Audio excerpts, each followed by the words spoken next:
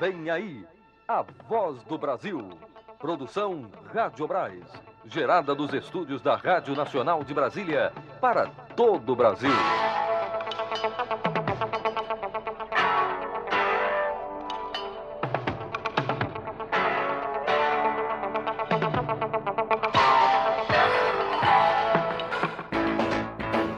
Sexta-feira, 10 de maio de 2002. Boa noite.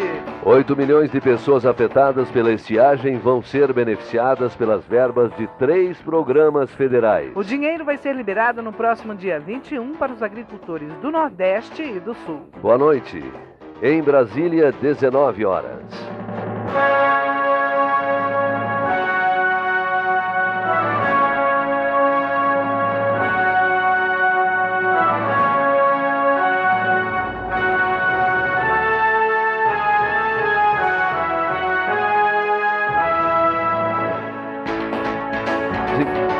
Vamos então aos destaques desta sexta-feira aqui na Voz do Brasil. O governo vai lançar na semana que vem campanha para valorizar pessoas portadoras de deficiências físicas. Empresas com atividades causadoras de acidentes de trabalho poderão pagar mais a Previdência Social. Lei de responsabilidade fiscal não sofre mudanças mesmo com artigos suspensos pelo Supremo Tribunal Federal. No próximo domingo, os jogadores do Brasil que vão participar da Copa do Mundo na Coreia vão ser vacinados contra o sarampo, uma doença séria que pode matar. Quem vai conversar conosco sobre esse assunto é a coordenadora geral do Programa Nacional de Imunização, doutora Maria de Lourdes Souza, daqui a pouquinho na nossa entrevista.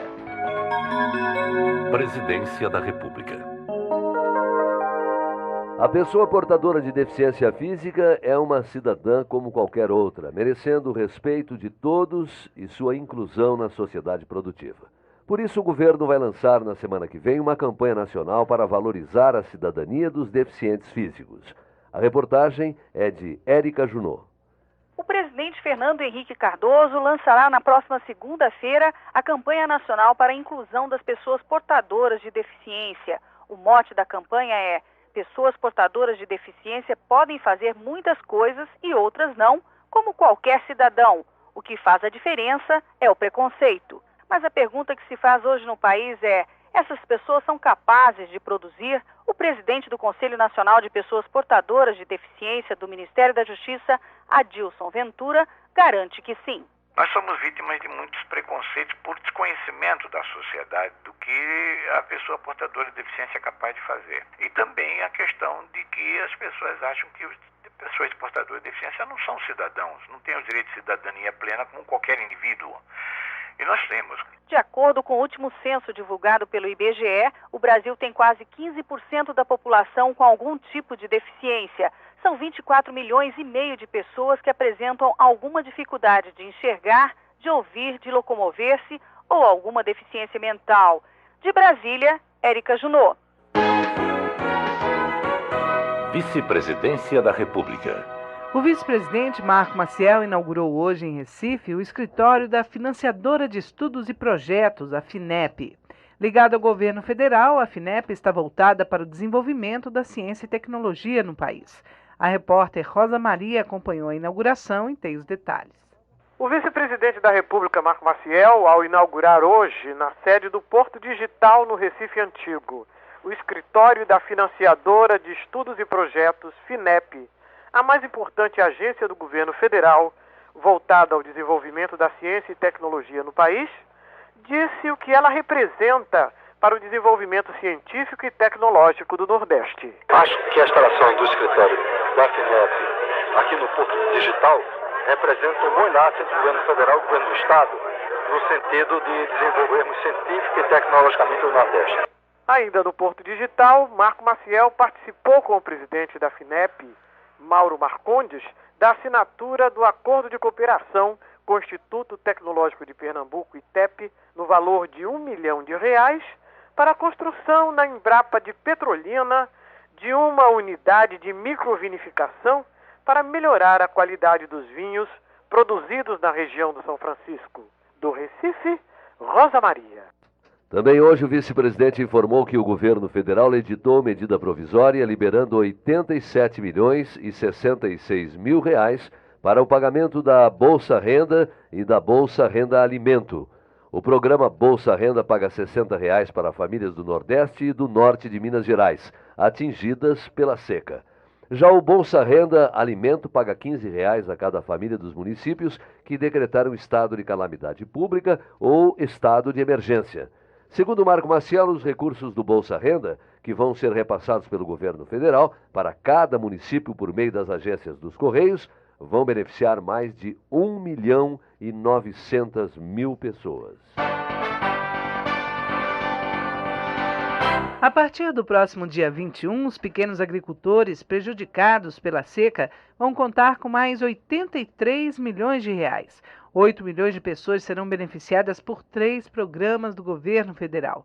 As informações com a repórter Elis Regina. Os agricultores de baixa renda prejudicados pela seca no Nordeste e no Sul do país vão poder contar com os recursos do programa Bolsa Renda, Bolsa Alimento e Bolsa Estiagem.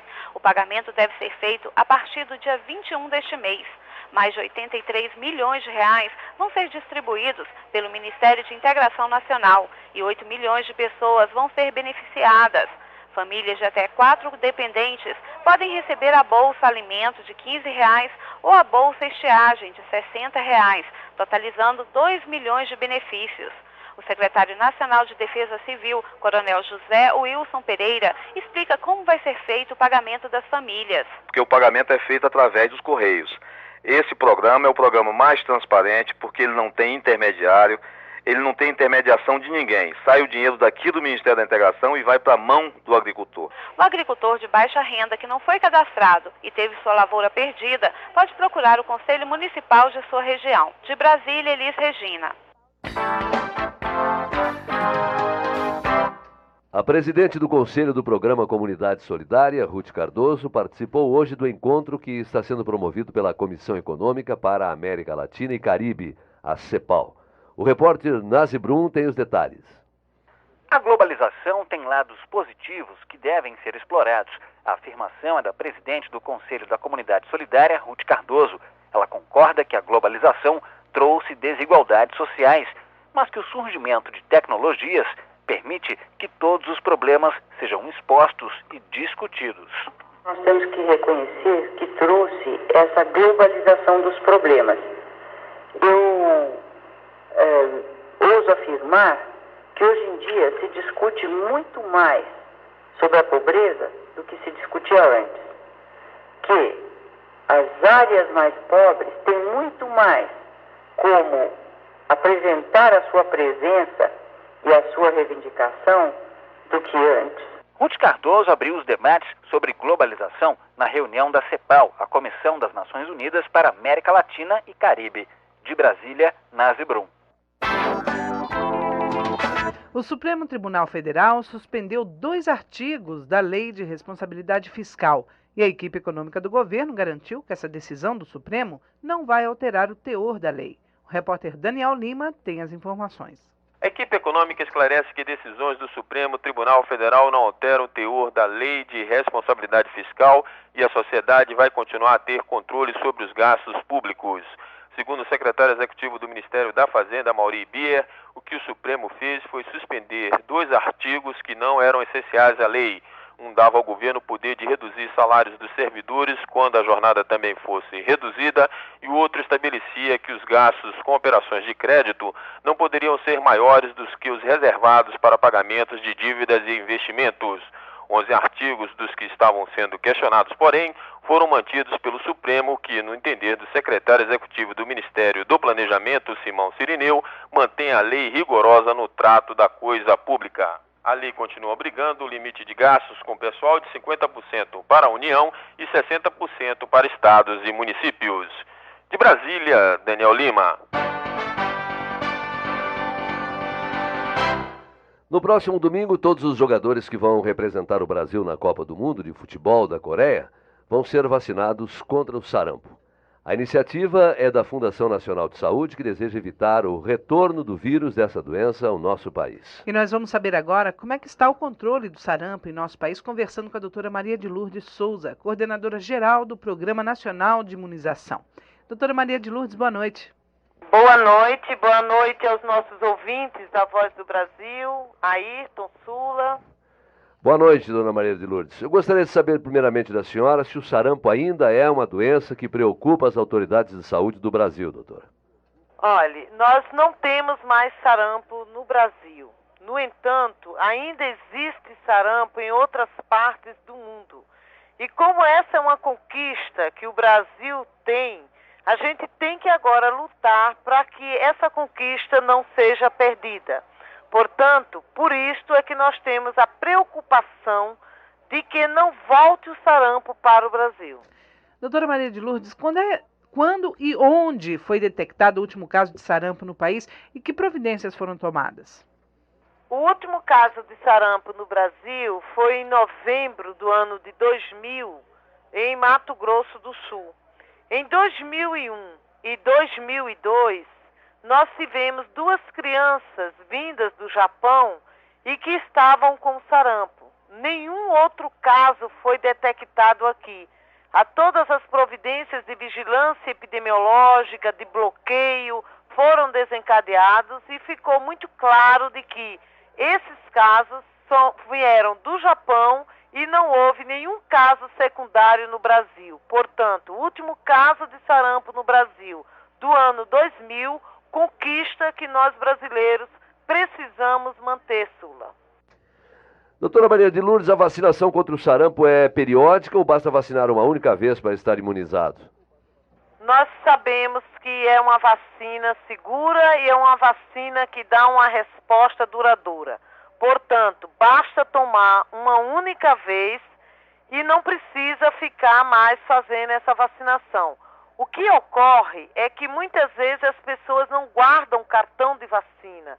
E quando não guardam cartão de vacina, você não tem a certeza de qual foi a vacina. Essa é uma oportunidade para solicitar a todo brasileiro e dizer: cartão de vacina é documento. Você tem que guardar o seu cartão de vacina, apresenta o seu cartão de vacina. Se você já tiver sido vacinado contra o sarampo, você não vai precisar tomar de novo a vacina. Doutora Maria de Lourdes, o que devem fazer os brasileiros que vão viajar para assistir a Copa do Mundo na Coreia? Onde eles podem se vacinar contra o sarampo?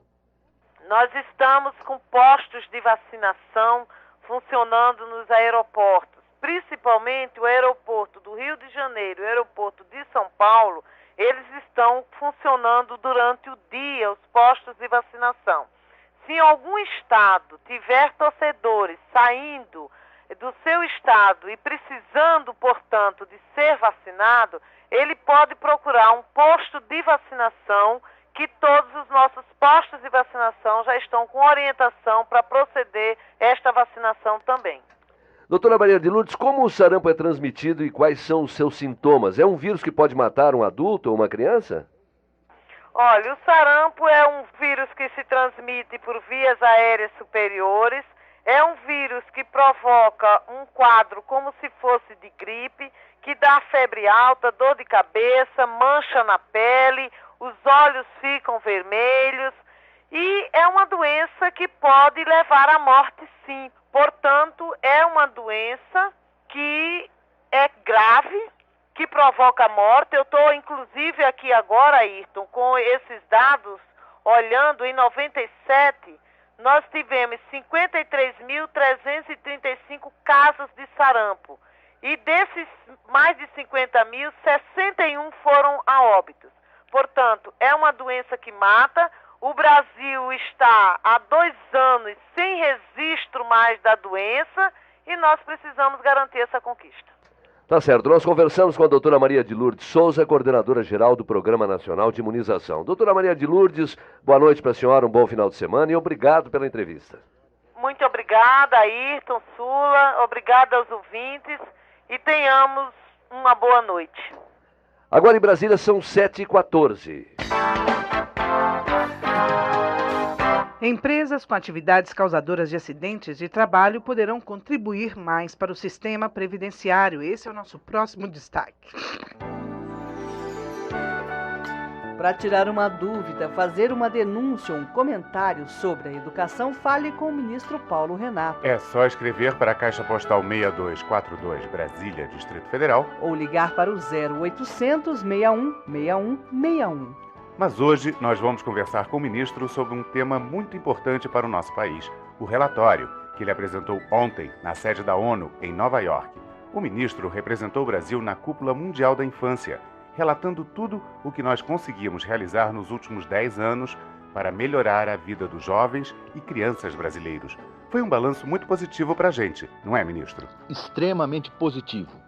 Há 10 anos, o Brasil e outros 160 países assinaram um compromisso de atingir 27 metas para melhorar a vida das nossas crianças em várias áreas diferentes.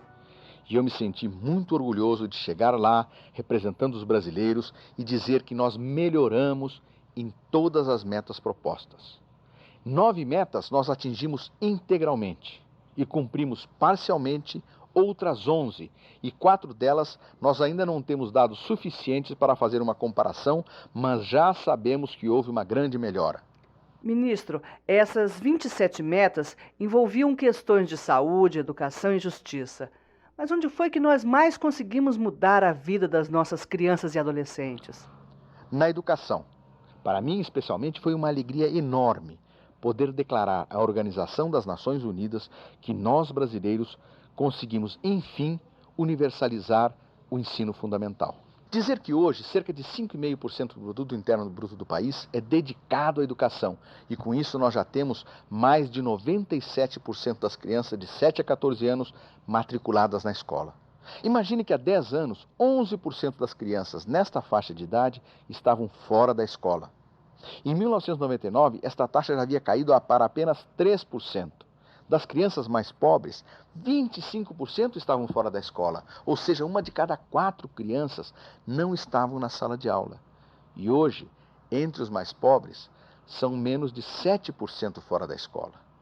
E agora, com a Bolsa Escola Federal beneficiando mais de 5 milhões de famílias, este percentual está crescendo ainda mais rápido. É uma vitória muito grande. Ainda mais porque as crianças não estão simplesmente matriculadas, mas frequentando realmente as aulas. E a educação fez outros grandes avanços também, né, ministro? Exatamente. Outra grande vitória nossa é o Fundef, o Fundo de Manutenção do Ensino Fundamental e de Valorização do Magistério. Com ele, os recursos aplicados na educação pelos municípios cresceram cerca de 33%. Mais de 100 mil professores novos foram contratados e todos estão ganhando, em média, 30% a mais do que há 3 anos atrás. O mais importante é que isso significa mais qualidade de ensino. E tem mais, ouviu? A nossa taxa de analfabetismo, que era de 20% em 1991, caiu para 13% entre a população com mais de 15 anos. Mas se nós fizermos com os países que excluem desse índice a população com mais de 50 anos, podemos dizer que a taxa brasileira de analfabetismo atinge hoje a marca histórica de apenas 9%. Temos motivos de sobra para comemorar. Ministério da Educação. Governo do Brasil. A voz do Brasil. Rádio Brás. Os responsáveis por atividades causadoras de acidentes de trabalho poderão contribuir mais para o sistema previdenciário. Técnicos do Ministério da Previdência e Assistência Social já estão avaliando a viabilidade técnica e legal desse novo procedimento. A informação foi divulgada hoje pelo ministro José Sequim durante entrevista à Rádio Brás. O ministro da Previdência Social adiantou que deseja definir uma proposta clara sobre o assunto ainda este ano. Segundo José Sequim, estatísticas referentes ao período de 1997 a 2000 mostram a média de quase 400 mil acidentes de trabalho por ano no país, com o registro de 14 mil mortes neste mesmo período. Segundo o ministro da Previdência Social, uma das maneiras de evitar esta incidência de acidentes de trabalho é fazer com que os empregadores negligentes paguem mais para ajudar na cobertura do sistema previdenciário como um todo. O Ministério quer estimular o empregador a investir mais nas ações de prevenção de acidentes. A redução do número de acidentes significa benefício para a própria empresa a médio e longo prazos, já que haverá diminuição de gastos com licenças médicas e tratamentos de saúde. Além disso, a prevenção de acidentes diminui os custos públicos com a cobertura previdenciária. A partir de agora, os preservativos podem ser vendidos em qualquer estabelecimento comercial, não importando qual seja a finalidade constante no contrato social da empresa e nem as atividades definidas no alvará de funcionamento. A liberação para a venda de preservativos está baseada na Lei número 10.449, que entrou em vigor hoje, depois de ser publicada no Diário Oficial da União. Segundo a lei, os preservativos devem atender às exigências do Instituto Nacional de Metrologia, o Inmetro, estar em embalagens aprovadas pelos órgãos de saúde pública e devem também ser exibidos em local visível. A hora do campo. Missão chilena chega neste domingo ao Rio Grande do Sul para avaliar o serviço veterinário do estado. A intenção é retomar a exportação de carne bovina gaúcha para aquele país. O Ministério da Agricultura está otimista porque o Brasil vem trabalhando pela recuperação de zona de livre de febre aftosa com vacinação no estado. Repórter Cristina Guimarães.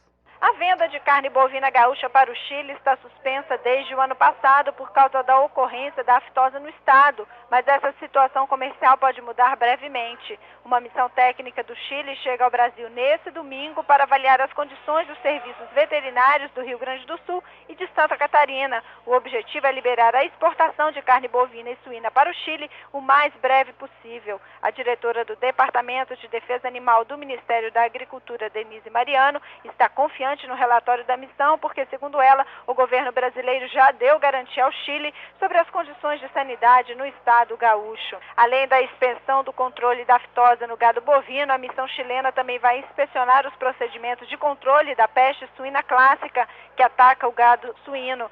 E é bom salientar que o Chile suspendeu as compras de carne apenas do Rio Grande do Sul. Os demais produtores da região sul e centro-oeste continuam vendendo carne para os chilenos. De Brasília, Cristina Guimarães.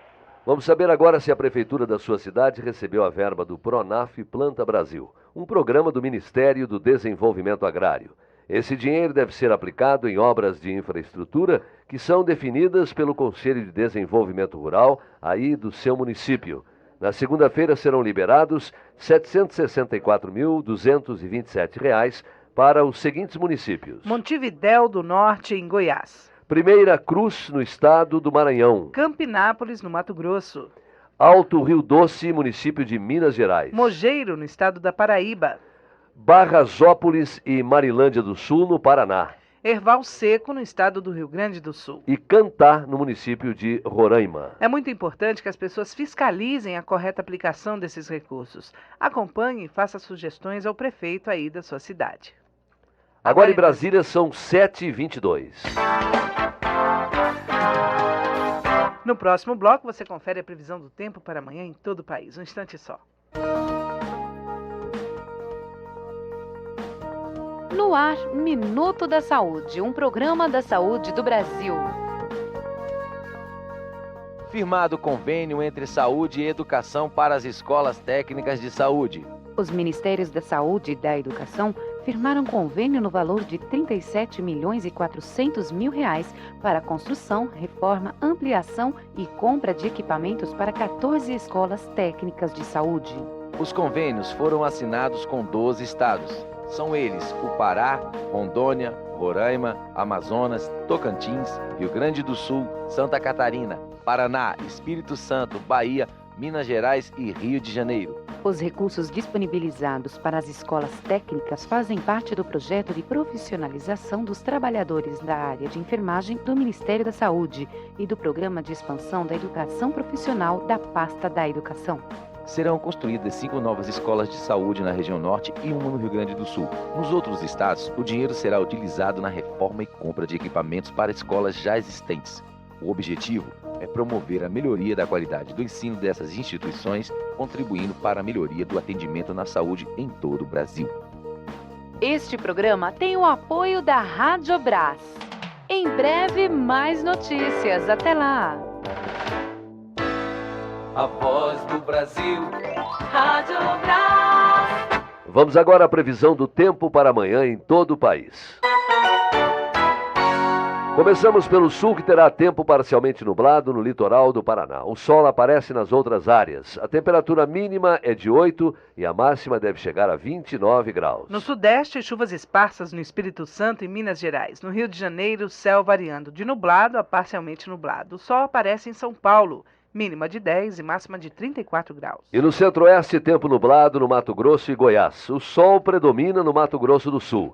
As temperaturas variando entre 16 e 35 graus. No norte, céu nublado com chuvas esparsas no Pará, Amapá e Roraima. Tempo nublado em Rondônia. Pancadas de chuva nos outros estados. Mínima de 20, máxima de 35 graus. E no nordeste, chuvas esparsas no litoral da região. Pode chover no Maranhão e Piauí. Nas outras áreas, o céu fica variando de nublado a parcialmente nublado. Mínima para o Nordeste, 17 graus. Máxima deve chegar a 35 graus. As informações são do Centro de Previsão do Tempo, Estudos Climáticos do INPE. Agora em Brasília, pontualmente, 7 horas 25 minutos. Esta primeira parte da Voz do Brasil foi produzida pela Rádio Brás. Uma boa noite para você, bom final de semana e até segunda-feira. É isso aí, gente. Um bom final de semana para vocês. Boa noite. E não esqueça, às 7 de segunda-feira, nós estaremos de volta. Até lá.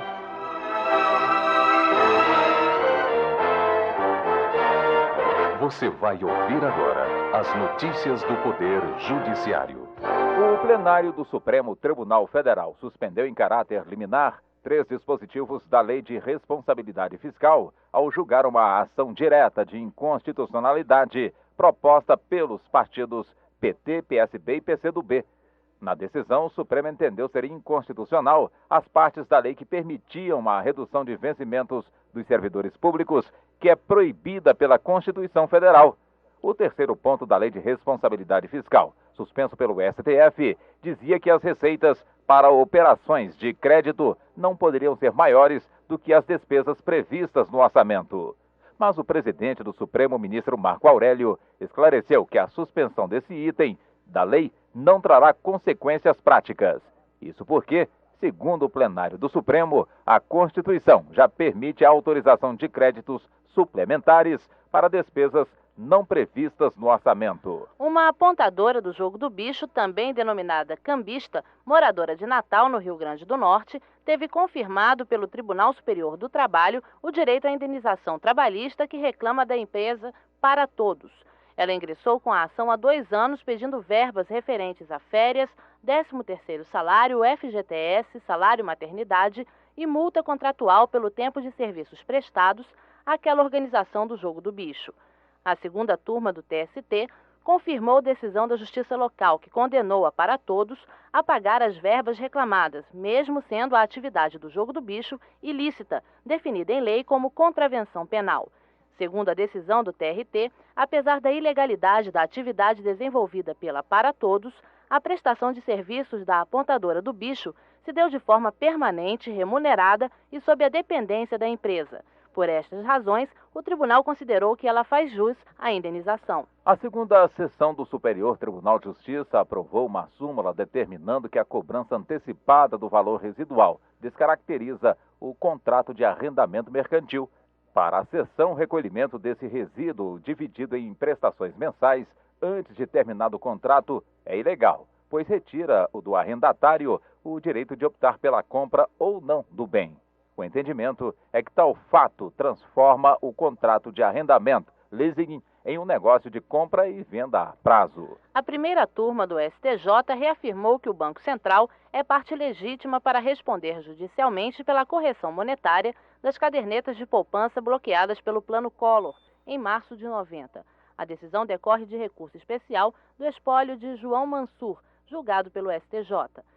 O processo será enviado para a Justiça Federal de São Paulo para que seja discutido o mérito da ação, isto é, qual índice deverá corrigir o saldo da aplicação. O ministro Fontes de Alencar, da sexta turma do Superior Tribunal de Justiça, negou o pedido de habeas corpus ao prefeito de Jucimeira, Mato Grosso, que, segundo denúncias divulgadas pela imprensa, administra o município de dentro da prisão. A decisão mantém Zé Guia, como é conhecido o prefeito, na cadeia até o julgamento final do caso.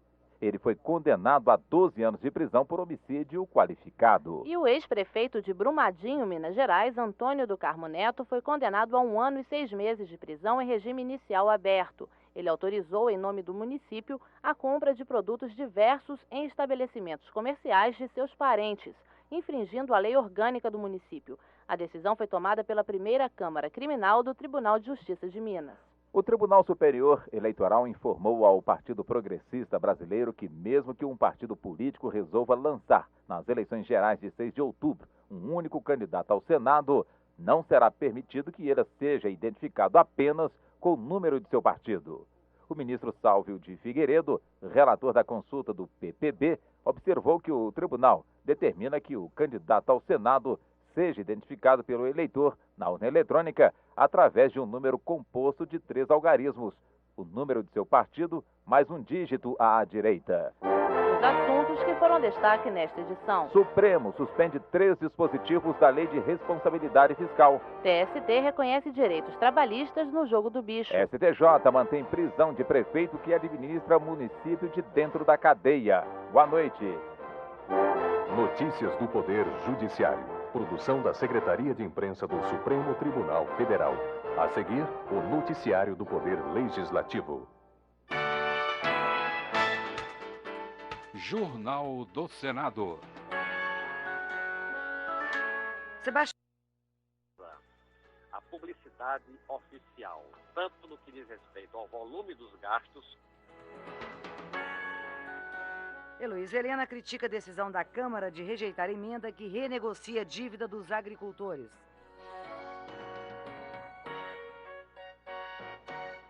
Os gastos com publicidade de obras do governo devem ser limitados. A afirmação é do relator da proposta, senador José Agripino, do PFL do Rio Grande do Norte. A matéria deve ser votada em plenário na próxima semana, como informa a repórter Isa Barreto.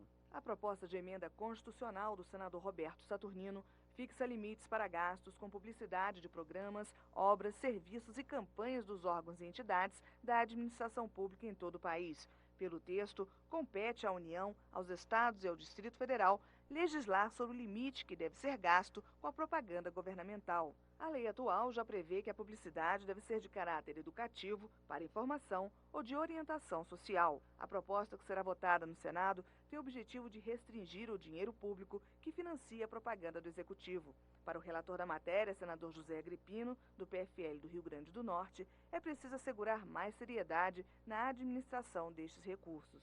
Moraliza a publicidade oficial, tanto no que diz respeito ao volume dos gastos, como ao objeto da publicidade. Proibida terminantemente a publicidade oficial, a divulgação de obras e serviços prestados pelo poder público, que vinculem marcas, logotipos ou a figura do prefeito, do governador ou do presidente. O Conselho de Comunicação Social deverá finalmente ser implantado na próxima quarta-feira, 15 de maio. Foi o que assegurou o presidente do Senado, Rames Tebet, ao senador José Eduardo Dutra, do PT de Sergipe.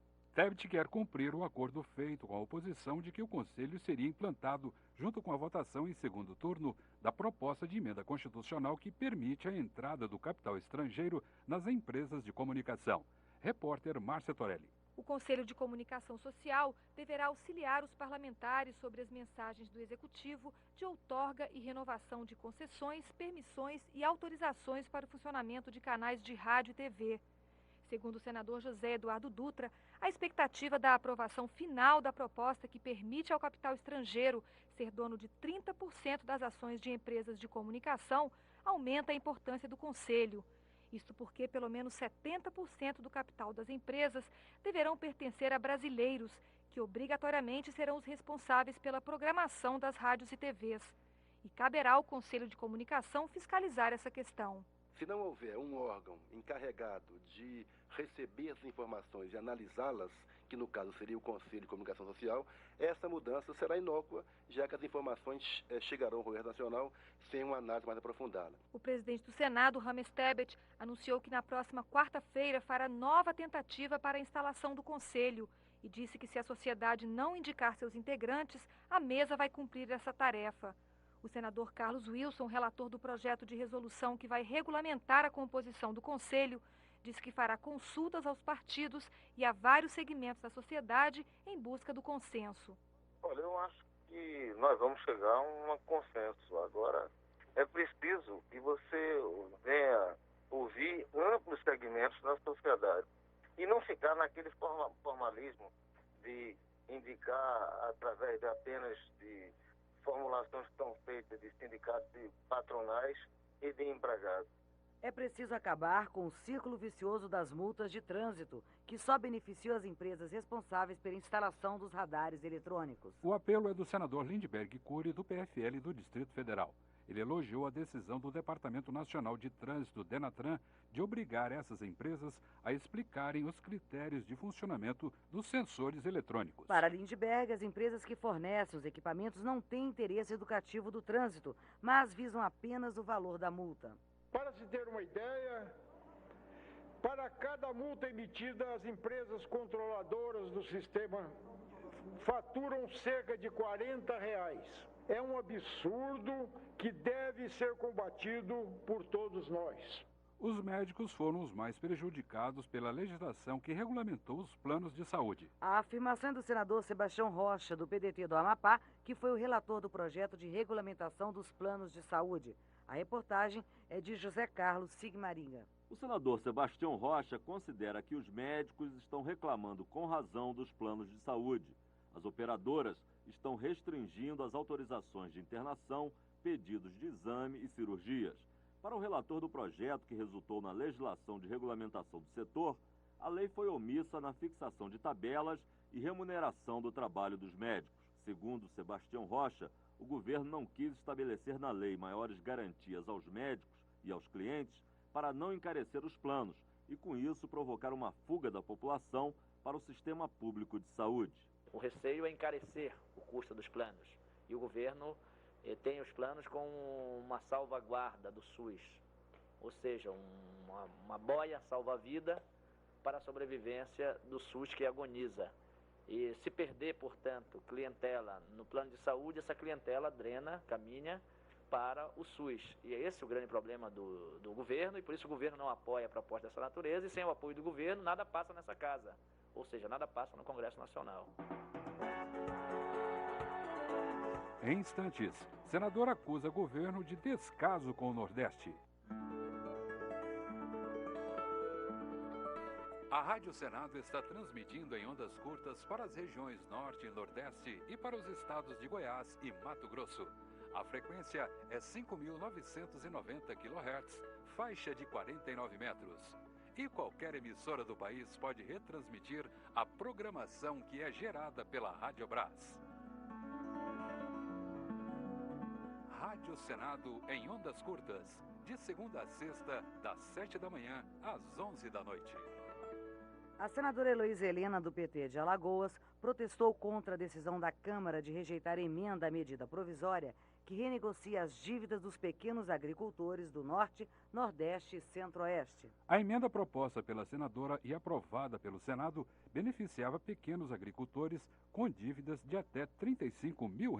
Mas a Câmara, segundo Heloísa Helena, preferiu atender aos apelos do governo e limitar o benefício aos que devem R$15 mil. O Congresso Nacional, de forma irresponsável, cúmplice do governo federal, acata os argumentos cretinos do governo federal para vetar emendas importantes que foram aprovadas no Congresso Nacional em relação aos produtores rurais endividados dos fundos constitucionais do Norte, Nordeste e Centro-Oeste. O senador Carlos Wilson, do PTB de Pernambuco, disse que o resultado do censo de 2000, divulgado pelo IBGE esta semana, prova o descaso do governo federal com o Nordeste. E ele citou como exemplo disso o fato de 73% dos trabalhadores da região ganharem até 2 salários mínimos.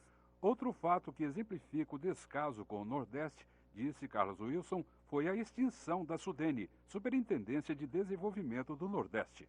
A SUDENE, que sempre foi um referencial de orgulho, geradora de emprego, geradora de indústrias, agora nós ficamos a olhar ao coveiro da SUDENE. Fernando Henrique vai ficar marcado, com certeza, como o coveiro da SUDENE. Jornal do Senado. Redação e edição, Luciomar Rodrigues, Danusa de Carlo Antônio e Ana Luzia Silveira. Trabalhos técnicos, Aguinaldo Escárdua, Carlos Quezado e Wellington Araújo. A apresentação, Ana Lu de Matos e Osório Anquises. Produção, Rádio Senado. Direção, Max Fabiano. Termina aqui o Jornal do Senado. Ouça agora as notícias do Tribunal de Contas da União. Boa noite e um bom final de semana. Boa noite. Minuto do TCU. O presidente do Tribunal de Contas da União, ministro Humberto Souto, fala sobre o cronograma de auditorias do TCU. Além das 430 auditorias em obras públicas para atender o Congresso Nacional, em todo o país serão realizadas mais 116 auditorias em órgãos da administração pública federal, direta e indireta. O objetivo principal desse trabalho é fiscalizar a aplicação de recursos federais repassados mediante a celebração de convênios com o governo federal e alertar os entes responsáveis para o cumprimento das normas que regem esses instrumentos. As auditorias são escolhidas por amostragem e estão de acordo com o planejamento anual de trabalho realizado pelo Tribunal. Se ao término da fiscalização o Tribunal constatar omissão na prestação de contas ou ilegalidade na aplicação dos recursos transferidos, como desvios e outros atos, poderá aplicar aos responsáveis as sanções previstas em lei. Esse foi o pronunciamento do presidente do Tribunal de Contas da União, ministro Humberto Souto.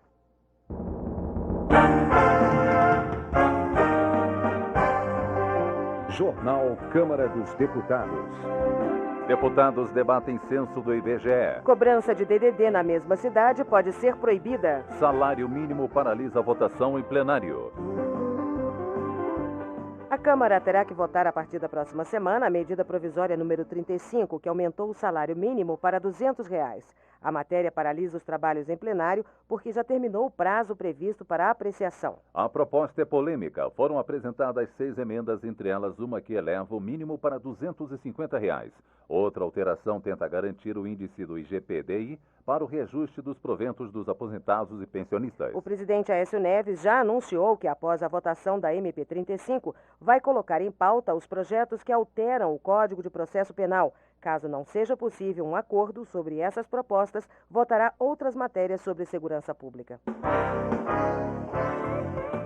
Deputado apoia financiamento público de campanhas. Cláudio Cajado, do PFL baiano, defende o financiamento de campanhas eleitorais pelo poder público e a proibição de doações de recursos de empresas privadas e pessoas físicas aos candidatos. Cláudio Cajado propõe que as prestações de contas sejam divulgadas com transparência e lisura para que o processo eleitoral se torne mais justo e democrático. Valdeci Paiva, do PSL Fluminense, adverte o povo brasileiro para a aproximação do processo eleitoral, para que todos fiquem atentos às denúncias que estão sendo divulgadas. Quero ressaltar mais uma vez a minha preocupação em chamar a atenção do eleitorado na escolha daqueles que irão governar este país. João Coser comunicou que será candidato ao Senado Federal por decisão da militância do PT no Espírito Santo. João Coser acredita que dessa forma poderá ajudar mais o Estado, dando continuidade ao trabalho que desenvolve como deputado federal, principalmente apoiando as micro e pequenas empresas e o cooperativismo. Jair Bolsonaro, do PPB do Rio de Janeiro, considerou positivo o debate com o candidato do PPS à presidência da República, Ciro Gomes, na Comissão de Relações Exteriores da Câmara. Segundo Bolsonaro, Ciro Gomes foi o primeiro a falar sobre as Forças Armadas, reconhecendo a importância da instituição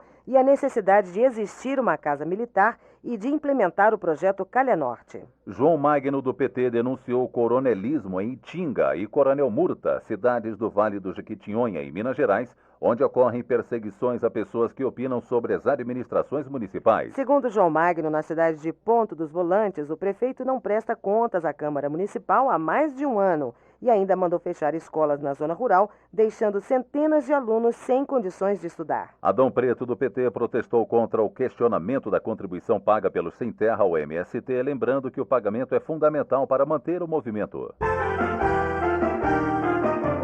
Deputados debatem censo do IBGE. Euler Moraes, do PMDB goiano, afirmou que os dados do censo 2000 do IBGE demonstram que, enquanto 51% da população vivem com apenas um salário mínimo, 2,6% ganham mais de 20 salários. Euler Moraes lamentou ainda que 88% das crianças com até 3 anos de idade não frequentem creches, embora tenha aumentado o número de mulheres trabalhadoras. Dr. Hélio, do PDT paulista, pediu atenção para as análises dos resultados do censo para evitar distorções da realidade do país. Segundo o Dr. Hélio, o governo comemora a queda na mortalidade infantil e que 95% das crianças estejam matriculadas nas escolas, mas ignora que os índices estão longe do ideal e que a qualidade do ensino ainda é péssima. Aldo Arantes, do PCdoB goiano, por sua vez, também destaca que, apesar dos bons indicativos sociais em relação à criança, O censo apresenta dados graves como desemprego elevado e concentração de renda. Para Aldo Arantes, a política econômica recessiva na última década agravou os problemas sociais e concentrou ainda mais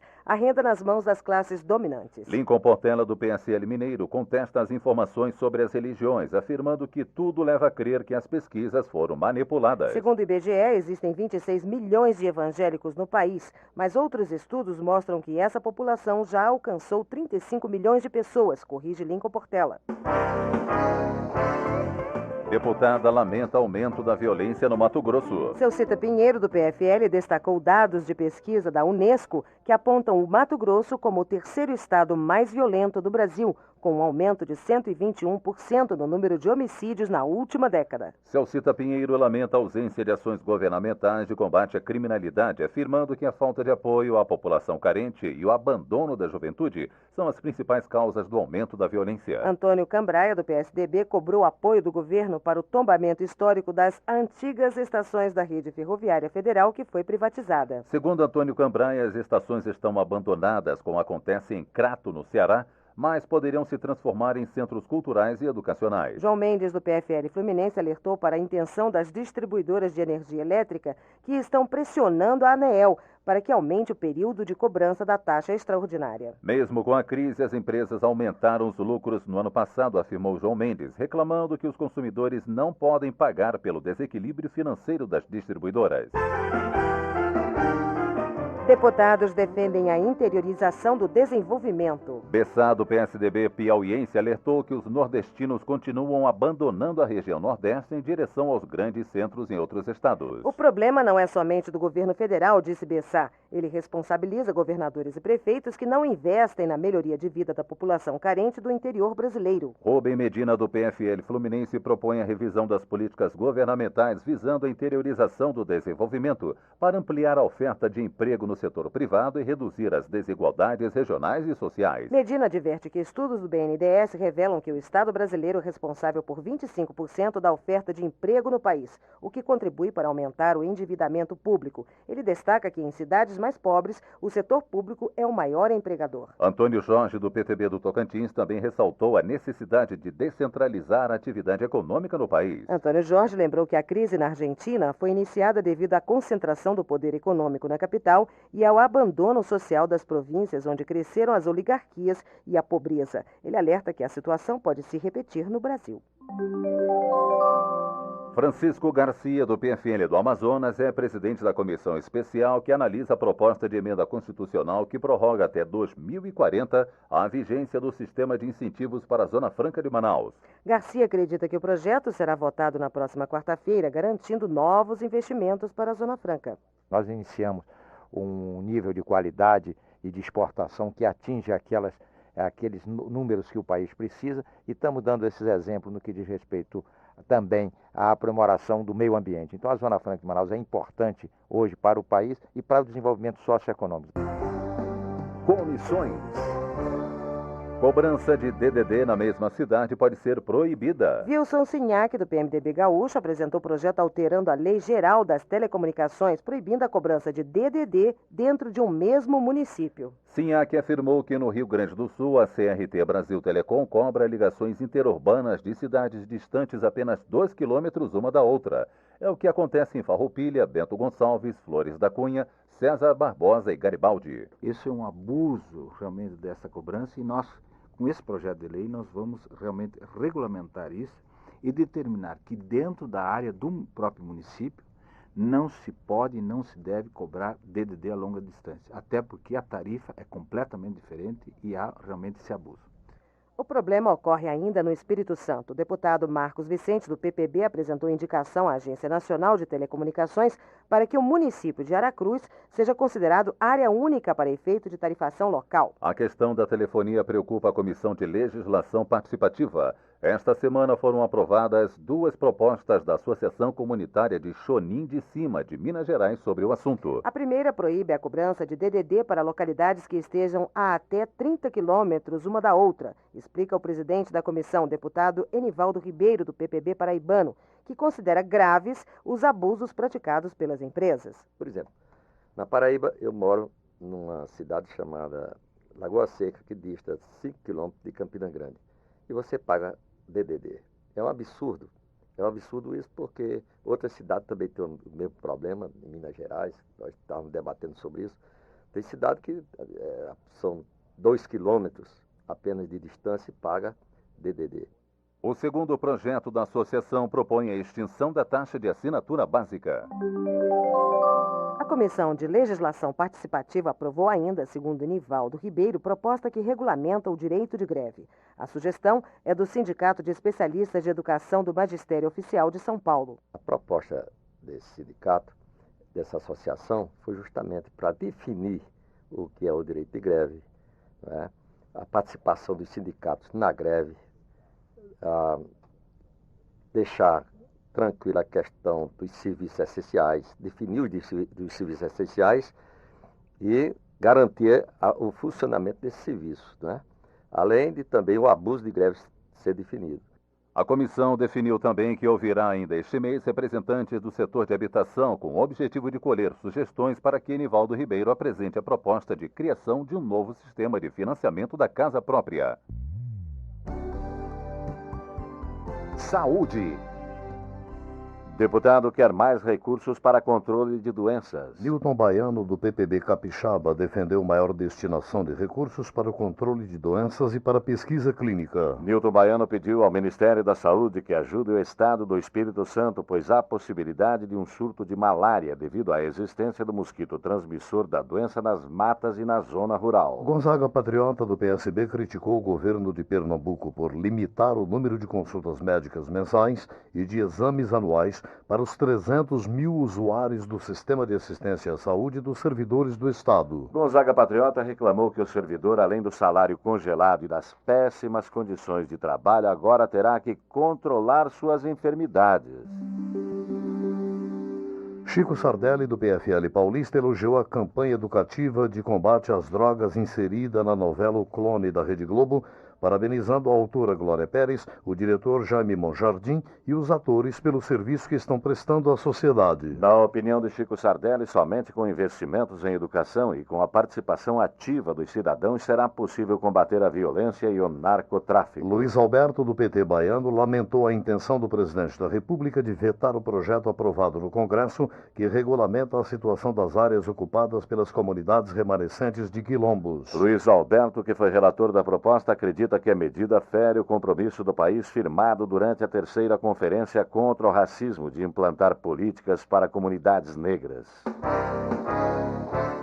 Deputados cobram votação dos planos de carreira. Nelson Pellegrino, do PT, defendeu a votação imediata dos planos de carreira para as diversas categorias dos servidores públicos para amenizar as perdas salariais. Nelson Pellegrino ainda denunciou o fechamento de vagas por determinação do governo da Bahia para alunos do ensino médio da rede estadual de Mutuípe. Eurípides Miranda, do PDT de Rondônia, solidarizou-se com os servidores que estão em greve devido aos prejuízos que vêm sofrendo ao longo do governo Fernando Henrique Cardoso. Eurípides Miranda lembrou que os servidores do Ministério Público, do Poder Judiciário e os auditores da Receita Federal lutam por um plano de cargos e salários para corrigir as distorções salariais. Sérgio Novaes, do PSB cearense, registrou a paralisação dos auditores fiscais e a greve dos servidores do Judiciário e do Ministério Público em protesto contra a não votação dos projetos que tratam dos planos de cargos e salários dessas categorias. Sérgio Novaes lembrou que o início do processo eleitoral pode impedir o reajuste salarial no serviço público e, por isso, pede urgência para a votação.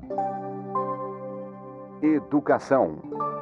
Deputados do PT querem corrigir o repasse do Fundef. Wellington Dias informou que já foi protocolada no Ministério Público Federal a representação encabeçada pela deputada Yara Bernardi e apoiada pela bancada do PT, pedindo o cumprimento da lei do Fundef. De acordo com Wellington Dias, o governo burla o cálculo e repassa R$ 230 a menos por aluno matriculado no ensino fundamental, o que prejudica os estados. O deputado afirma que o Piauí deixou de receber mais de 640 milhões milhões de reais desde 1998. Renildo Leal, do PTB paraense, pediu informações ao ministro da Educação, Paulo Renato, sobre a portaria do Instituto Nacional de Estudos e Pesquisas Educacionais, que aumentou a taxa cobrada às instituições ligadas ao INPE. Renildo Leal questiona como as universidades federais e estaduais vão pagar a taxa, que passou de R$ 100 para R$ 6.500. Regis Cavalcante, do PPS alagoano, contou que milhares de alunos da rede pública de Alagoas estão sem alimentação devido à suspensão do pagamento da merenda, que é uma responsabilidade do Ministério da Educação. Regis Cavalcante cobra uma solução rápida e responsabiliza a burocracia da Secretaria Estadual do Ensino de Alagoas e enfatiza que não se pode punir milhares de crianças que precisam da merenda. Homenagem. A Câmara realizou sessão solene para homenagear os 80 anos de fundação da Associação Betel, braço social da Igreja Presbiteriana Independente do Brasil. O autor da proposta, Pedro Celso, do PT do Distrito Federal, salientou que a entidade desenvolve 12 projetos. Entre eles está o Casas Lares, que abriga as crianças e adolescentes órfãos, e o projeto Aconchego, de apoio a portadores de AIDS. O primeiro vice-presidente da Câmara, Efraim Moraes, do PFL, saudando o presidente nacional da Associação Betel, reverendo João Luiz Furtado, destacou a importância do serviço prestado à população carente, especialmente nas áreas de saúde e educação. Francistônio Pinto, do PFL, homenageou os 17 anos de emancipação política do município baiano de Teixeira de Freitas. Francistônio Pinto também destacou o aniversário de criação de Eunápolis, que será comemorado no próximo domingo. Doutor Evilásio, do PSB paulista, elogiou o trabalho desenvolvido pela Sociedade Evangélica Betânia em favor de crianças e adolescentes. Ele ainda registrou as comemorações dos 125 anos de fundação de Itapecerica da Serra. Marçal Filho, do PMDB Sul Mato Grossense, parabenizou os municípios de Douradina, Eldorado e Terenos pela comemoração entre os dias 8 e 13 de maio dos aniversários de emancipação político-administrativa. Marçal Filho cumprimentou ainda as lideranças locais e os prefeitos Nair Brant, Maria Elisa Caseiro e Cláudia Nascimento da Paixão. Almerinda de Carvalho, do PPB Fluminense, afirmou que a comemoração do Dia das Mães deveria destacar o papel da mulher para a harmonia familiar e defendeu a divisão igualitária de tarefas e responsabilidades entre todos os membros da família. José Carlos Coutinho, do PFL do Rio de Janeiro, homenageou o jornal O Fluminense pelos 124 anos de fundação, comemorados dia 8 de maio, e destacou a preocupação do periódico com Niterói, onde se localiza a sede da empresa. Sérgio Miranda, do PCdoB Mineiro, registrou sua participação representando a Câmara dos Deputados no 3º Fórum Internacional de Software Livre, realizado no Rio Grande do Sul. Osmar Serralho, do PMDB, registrou a homenagem que a Assembleia Legislativa do Paraná presta hoje ao empresário do setor moveleiro, Mário Valério Gazin, concedendo-lhe o título de cidadão honorário proposto pelo deputado Nelson Garcia. Serralho ressaltou que o Grupo Gazin, atuante no Paraná, Mato Grosso do Sul, Rondônia e agora no Acre, estimula o desenvolvimento da região. Ele ainda destacou o entusiasmo do prefeito José Gonçalves de Douradina com o crescimento do município incentivado pela presença da empresa. Deputado elogia regras para uso de radar eletrônico. João Magno, do PT Mineiro, elogiou o Denatran pela regulamentação do uso dos radares em vias públicas. A partir de agora, estados e municípios terão que justificar a implantação dos equipamentos com estudos técnicos. A medida prevê ainda a especificação dos critérios de remuneração das empresas responsáveis pelos radares, acrescentou João Magno, enfatizando que o sistema não pode ser usado para ampliar a arrecadação. Mas Enio Bassi, do PDT Gaúcho, quer a proibição do uso de detectores eletrônicos de velocidade, conhecido como os pardais. Segundo Enio Bassi, esses equipamentos estão em desacordo com o princípio do Código de Trânsito, transformando-se em fonte de arrecadação. Beto Albuquerque, do PSB, reiterou ao ministro dos Transportes a inconformidade da população e do governo gaúcho com a situação precária da malha rodoviária federal no estado. Na opinião de Beto Albuquerque, o abandono das estradas é inadmissível, pois os brasileiros já estão pagando 28 centavos por litro de combustível para a manutenção da infraestrutura de transportes desde janeiro, quando foi instituída a CID. Chico Rodrigues, do PFL, reclamou do estado precário da BR-174 no trecho de 150 quilômetros entre Abonari, no Amazonas, e Jundiá, de Roraima. Chico Rodrigues considera um absurdo que a rodovia, com apenas 5 anos de uso, esteja nesta situação e já pediu providências ao ministro dos Transportes, João Henrique. E apenas 2 milhões de reais seria suficiente para fazer uma operação de emergência e evitar que aquela estrada, nesse período de inverno que ora começa, possa ficar totalmente destruída.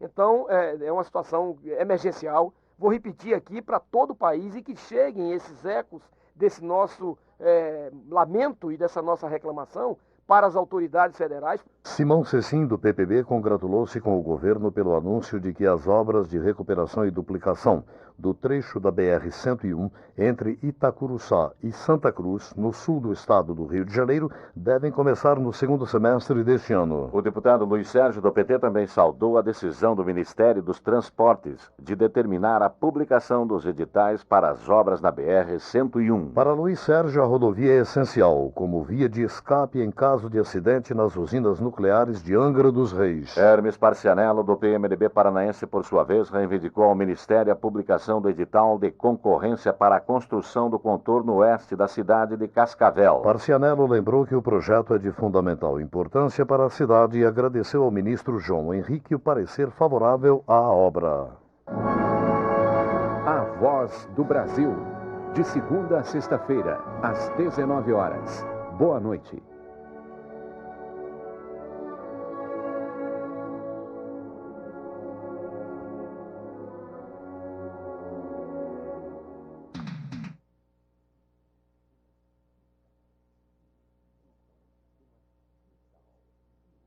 Transmissão em sistema digital de última geração.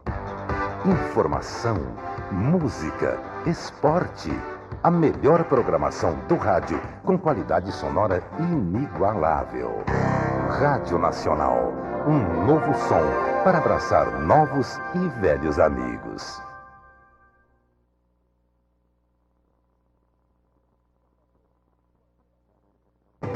Sábado, às 4 da tarde, a bola rola no som da Nacional. Gama e Goiás. Decisão da Copa Centro-Oeste. Gama e Goiás. Muito mais emoção. Valendo vaga para a Copa dos Campeões. Gama e Goiás. Sábado, às 4 da tarde. Rádio Nacional. 44.